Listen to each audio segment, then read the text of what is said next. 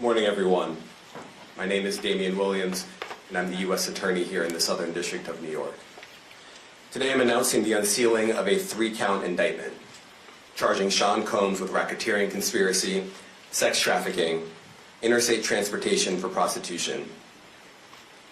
The indictment alleges that between at least 2008 and the present, Combs abused, threatened, and coerced victims to fulfill his sexual desires, protect his reputation, and conceal his conduct. As alleged in the indictment, to carry out this conduct, Sean Combs led and participated in a racketeering conspiracy that used the business empire he controlled to carry out criminal activity, including sex trafficking, forced labor, kidnapping, arson, bribery, and the obstruction of justice. Let me say a little bit more about the charges. The indictment alleges that Combs abused and exploited women and other people for years, and in a variety of ways. As alleged, Combs used force, threats of force, and coercion to cause victims to engage in extended sexual performances with male commercial sex workers, some of whom he transported or caused to be transported over state lines. Combs allegedly planned and controlled the sex performances, which he called freak-offs, and he often electronically recorded them. The freak-offs sometimes lasted days at a time, involved multiple commercial sex workers, and often involved a variety of narcotics such as ketamine, ecstasy, and GHB, which Combs distributed to the victims to keep them obedient and compliant.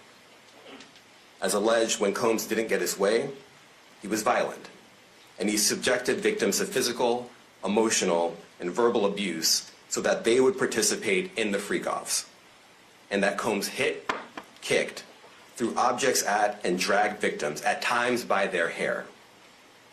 On one occasion in March of 2016, that conduct was captured on video and later reported in the media.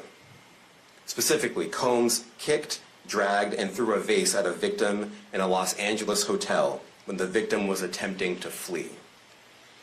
As alleged, these assaults often resulted in injuries to the victims, which took days or weeks to heal.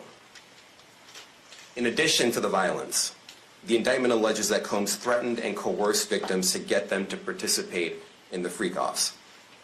He used the embarrassing and sensitive recordings he made of the freak-offs as collateral against the victims. And the indictment alleges that he maintained control over the victims in several ways, including by giving them drugs, by giving and threatening to take away financial support or housing, by promising them career opportunities, by monitoring their whereabouts, and even by dictating their physical appearance. Because of all of this, the indictment alleges that the victims did not believe they could refuse Combs without risking their security or facing more abuse. The indictment also alleges other acts of violence undertaken by Combs and others, including violence against witnesses to his abuse, kidnapping, and arson. The indictment alleges that on more than one occasion, Combs carried or brandished firearms to intimidate and threaten victims and witnesses. Now, Combs did not do this all on his own. As I mentioned, Combs has been charged with RICO conspiracy. He used his business and employees of that business and other close associates to get his way. Those individuals allegedly included high-ranking supervisors in the business, personal assistants, security staff, and household staff. The indictment alleges that those individuals facilitated the freak-offs. They booked the hotel rooms and stocked them with the supplies, including drugs, baby oil, personal lubricant, extra linens, and lighting. When the hotel rooms got damaged, they helped clean it up. They arranged for victims and commercial sex workers to travel for the freak-offs, and they delivered large quantities of cash to Combs to pay for the commercial sex workers. The indictment also alleges that they helped Combs cover up his crimes. During the March 2016 incident at the LA hotel that I mentioned earlier, a member of the hotel security staff intervened, and Combs attempted to bribe the staff member with a stack of cash to make sure that what happened was kept quiet. And as the indictment alleges, in late 2023, after public allegations were made about Combs's crimes, he and others pressured witnesses and victims to stay silent, including by making phone calls to witnesses and victims and giving them a false narrative of what they had experienced. And as alleged, Combs used others to help conceal his abuse by monitoring and preventing victims from leaving a location in order to hide their injuries, or by locating and contacting a victim who had attempted to flee. As part of this investigation, in March of this year, special agents from HSI executed search warrants at Combs's residences in Miami and Los Angeles. They also executed a warrant for Combs's electronic devices. During those searches, agents seized evidence of the crimes charged in this indictment. They seized firearms and ammunition, including 3 defaced AR-15s and a large capacity drum magazine. They also seized evidence of the freak-offs, electronic devices that contain images and videos of the freak-offs with multiple victims. And they seized cases and cases of the kinds of personal lubricant and baby oil that Combs' staff allegedly used to stock hotel rooms for the freak-offs, more than 1,000 bottles altogether. Here are some of the items that we recovered during the searches.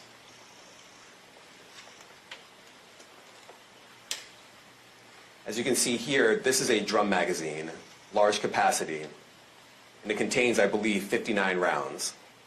I mentioned as well that we recovered 3 AR-15s. This is a close-up shot of one of the AR-15s, and you can see right here, the serial number has been thoroughly defaced. Another picture of more ammunition and parts of 2 AR-15s right there. Now, I want to be clear about 2 things. First, this office is determined to investigate and prosecute anyone who engages in sex trafficking, no matter how powerful or wealthy or famous you may be. No one should doubt our commitment on that. A year ago, Sean Combs stood in Times Square and was handed a key to New York City. Today, he's been indicted and will face justice in the Southern District of New York. Second, we are not done. This investigation is ongoing, and I encourage anyone with information about this case to come forward and to do it quickly. Anyone with information can call 1-877-4HSI-TIP. I want to express my deep appreciation for the victims and witnesses who have used their voices and helped bring this criminal conduct to light. We would not be here without them. I also want to thank the dedicated case agents on the HSI Trafficking in Person Squad in New York. They have been with us since day one and have worked tirelessly on this investigation. They will continue to be invaluable partners to us.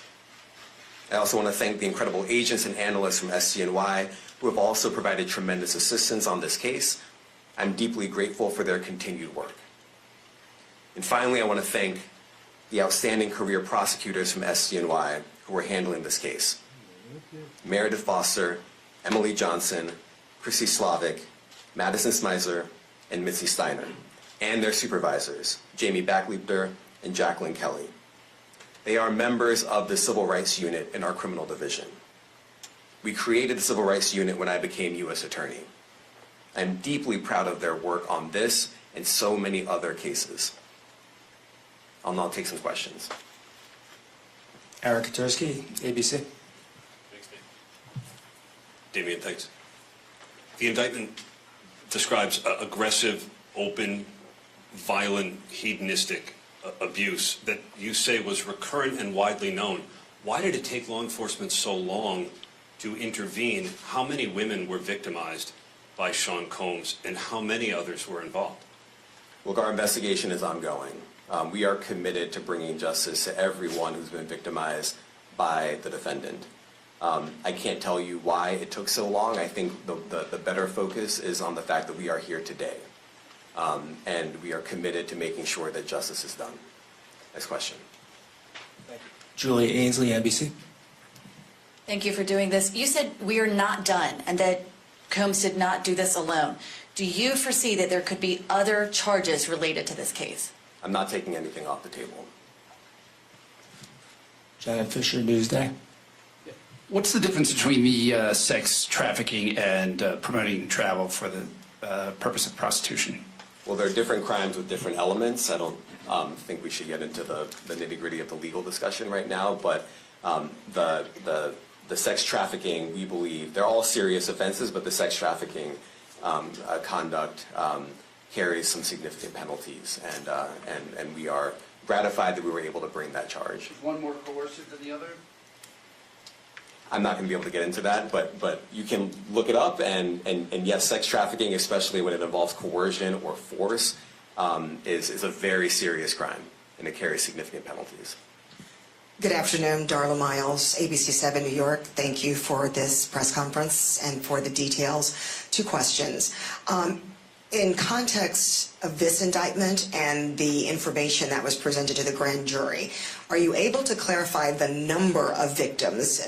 It's mentioned plural in the indictment, but can you specify the number of victims just for this particular indictment? And secondly, can you provide details about the alleged arson? Unfortunately, I'm not able to provide either. The number of victims, you are correct. We are intentional in saying multiple. The details of the arson incident are limited to what we have in the indictment and also the detention letter that we filed, which contains more details than the indictment does at various points, but we don't have anything more beyond that. Next question. Lynn Tran, CNN. Are any of his accomplices or associates under investigation? And additionally, could he face any more charges? So the investigation is ongoing. That means both as to him and to anyone else who we believe committed the crime with him. Next question. Juliet Papa. Hi, good morning from 1010 Wins. Any indication that some of the women or victims here were imprisoned in his residences, and did he have locations where he kept them, and were not allowed to leave? And also, he's indicted here, although there were searches and raids in LA, Miami. Why in New York? Well, I'm biased. I'm the U.S. Attorney in the Southern District of New York. I think that we have an outstanding track record of bringing some of the most impactful, sprawling, complex, difficult sex trafficking, human trafficking, labor trafficking, you name it. The Southern District of New York can do it, and so we're very proud of that. And so the scope and complexity of this investigation isn't something that we ran from. It's something that we embrace, and we will continue to do that. As to your question about whether he imprisoned anyone, all I can say is that, I mentioned this March 2016 incident where something was caught on video where a victim was attempting to flee, and there was violence that was associated with it. Was that at the residence or a hotel? That was at a hotel. Matthew Lee, Inner City Press. Thanks a lot. Does your office intend to seek remand, or are you reaching a bail package? And if you're willing, how would you contrast this with the R. Kelly case in EDNY in terms of the elements? Thanks. So we will be seeking detention. We have filed a letter laying out our reasoning for seeking pretrial detention. I'm not going to be able to expand beyond what's in the letter, but it contains all of the reasoning, and it contains the law as well. There is a presumption of detention in a case like this, and we think that's warranted. John Anise, New York Daily News. Thank you. I was hoping to get some more detail about the searches of his residence, the guns, the cases of lubricant, and the videos. Where were they found amongst his residence? Were they all scattered around the houses in one place? I kind of wanted to just get a better picture of how that stuff was found. Well, look, I think that some of the details that you're seeking are in the detention letter. So, for instance, some of the AR-15s, 2 of the 3 defaced AR-15s were found in his bedroom closet in Miami, broken down into parts along with magazines with ammunition loaded in them. So some of that detail is in the detention letter. Beyond that, I'm not going to be able to get into where other items were stored. Ben Kochman, Post. Hey, thanks for doing this. Your office was the office that had been prosecuting Jeffrey Epstein before he died in custody. I have not read your detention memo yet. It's the first thing I'm going to do after this ends. But does the memo address, or is your office concerned with Combs' safety in custody, given what happened with Epstein? So we are concerned with anyone's safety whenever they are detained prior to trial. It's part of our obligations to keep people safe as well. It's part of the criminal justice system. So, but I do not draw any sort of connection between Jeffrey Epstein's suicide and what may or may not happen to any other defendant while they are detained pre-trial. And of course, the decision whether to detain the defendant will be up to a judge. Our position is that pretrial detention is warranted under the law and based on the facts of this case, and I'll leave it at that. Are some of the prosecutors on this case some of the same prosecutors that had been handling that, or that worked on the Maxwell case? So I'm not going to get into the staffing. I will say that this team, this group of AUSAs, this incredible group has been working on this case around the clock, and they've had their hands full. Next question. Gus Rosendale, NBC News.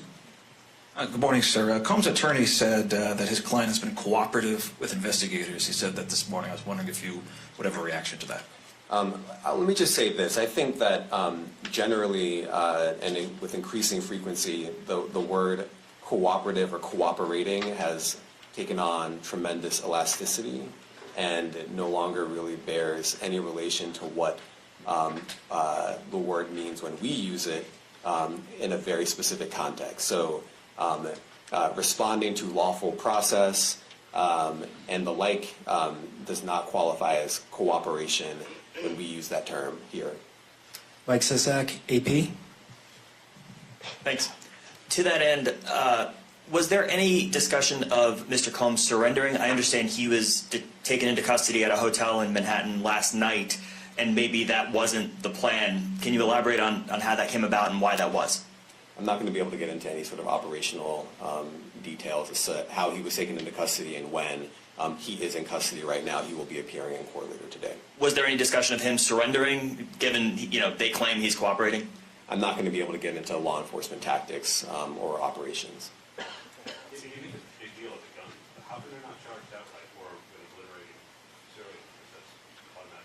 Well, I can't get into the charging decision. It is very meaningful to us that weapons were possessed, as we allege in the indictment. Part of the reason why this conduct was so pervasive and harmful was because victims and others didn't necessarily feel comfortable denying him his wishes, as we allege, because of the presence of firearms. I should leave it there. Thanks. Last question, Jacob Shamison. Jacob Shamsian, Business Insider. Thank you. Given that he's the sole defendant in this case and that you allege he's part of a conspiracy that involves members of his companies, do you anticipate a superseding indictment that bring allegations against other members of his companies or other co-conspirators as well? Again, I can't take anything off the table. Anything is possible. Our investigation is very active and ongoing.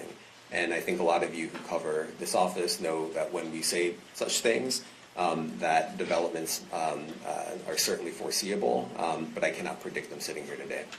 All right, thank you, everyone. Thank you. What part of his business empire is exposed? Thank you, everyone. Thank you.